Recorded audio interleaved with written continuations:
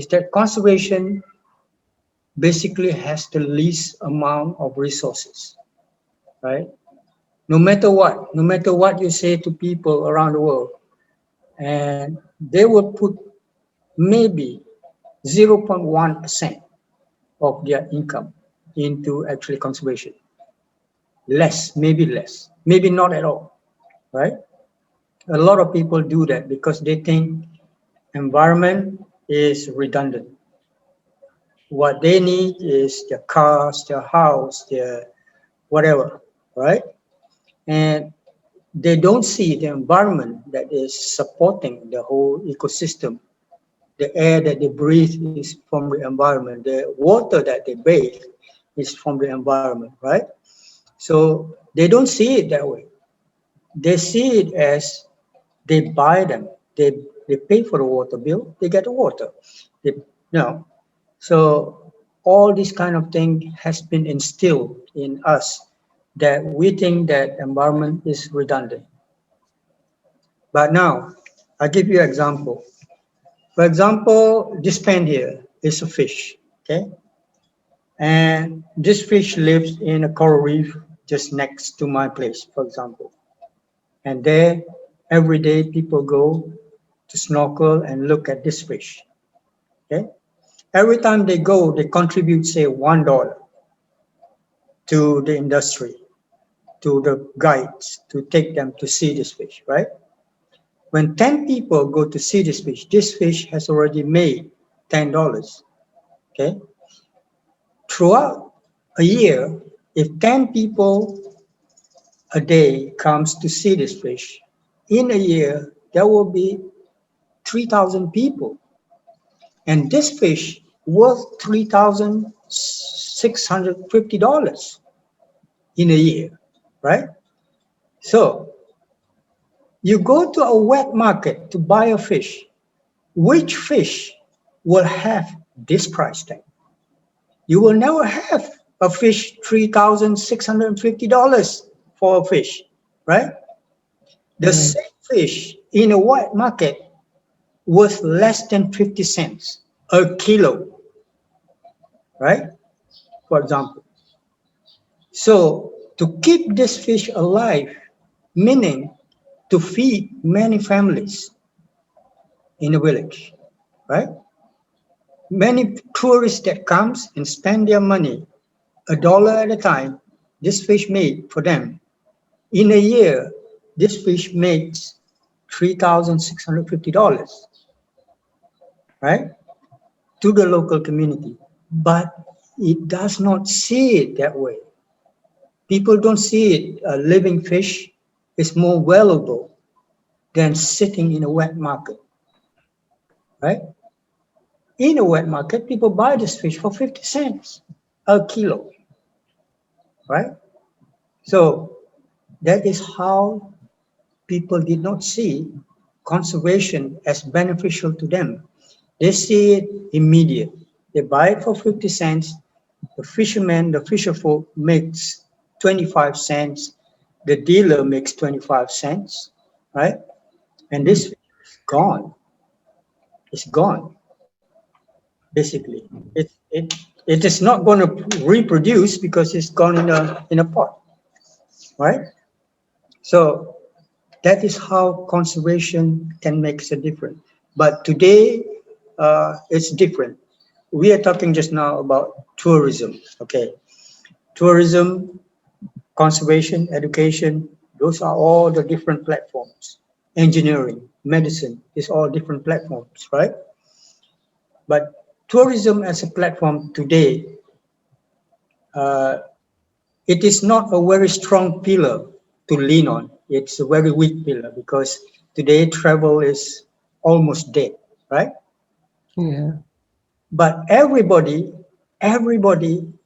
who live and work in the travel industry since 1 year ago when everything is closed down until today is still hoping that they can lean on this weak pillar of tourism, right? So they did not. At this point, humanity has not changed their mind They have not changed, say, oh, I'm depending so much on income from tourism. Now I'm suffering. I should move on to other things. People don't think that way. People think of when it's going to recover, I'm going to go back to make my rich again, to make my wealth again. That's all they think about. They never think of what if this pillar, not just weak pillar that they cannot lean on, crumbles. Are they going to stay on to wait for another 2, 3 years? A lot of people commit suicide for that reason, right? Because they reach the dead end. They don't have solutions anymore, right? Mm. It's a different way to look at it. Now I have a project in Borneo. We just started. The district officer, we work with the district officer. His district basically is leaning on this weak pillar. He was talking to me, hey Anwar, I still want to revive this tourism, but I want to change it now because I don't want mass tourism anymore. I want eco-tourism, whatever tourism. So I've been listening. I've been listening and listening and listening. And then I finally say to him, I said, you have another choice. You have don't think about just this field, right? Don't think about just this tourism thing. Example, food security, right? Food security now is the thing. Everybody has Grab food, Air Asia food, whatever, become food deliveries, right? That is just to deliver point A, point B, food from this source coming to these people, moving the food around. But the source of food, consumption never stops. The source of food will deplete no matter what, right? But this is the strongest thing that you can lean on now economically, basically, food, because everybody wants it, right? You can lean on this industry now. But you can also strengthen the industry. You can strengthen it by say, hey, look, in Thailand, there's a place they plant coffee. It used to be a vegetable farm, and the vegetable farm no longer fertile anymore. The soil is destroyed because years and years of bad agricultural practice and chemicals use. The soil no longer supported. What they did 20 years ago is they start planting back the forest. Okay, they start planting back the forest. In between the forest trees, they plant coffee. Right. Today, that region is one of the richest farmers in Thailand. Okay, and the forest is back, green, lush again, and they have the income from coffee. They are betting on high value crops while doing the conservation.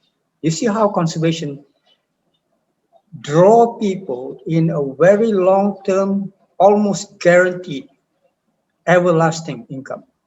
Okay, but it doesn't appear tomorrow. It doesn't appear in the next hour. It appears next year or the year after. This is how conservation works. So to prepare that, then we need to learn how to run this project. When we need to learn how to run this project, we have to manage the resources very, very well. Because the reason I was talking to you about this is because this subject today we are talking about is to eliminate unnecessary investment.